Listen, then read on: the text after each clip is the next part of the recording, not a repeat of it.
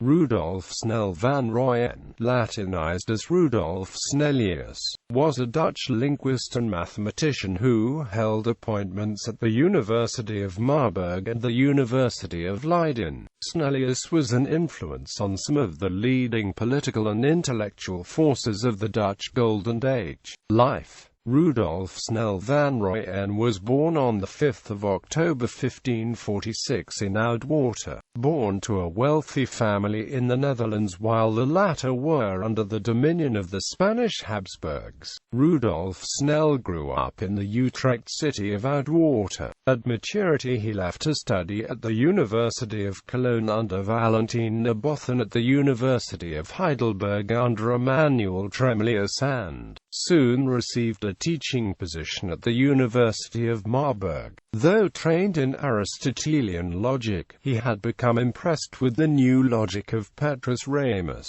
which he taught along with mathematics and languages at his university posts. In 1578, he returned to Oudwater soon after its devastation in a Spanish siege during the Dutch Revolt. It was not long before he was offered, and accepted, a position as professor of Hebrew and mathematics at the University of Leiden. That summer he married Machteld Cornelius Dichter, who had survived the Oudwater massacre. She accompanied him to Leiden, where he taught until his death in 1613. He was the father of Rudolph Snellius.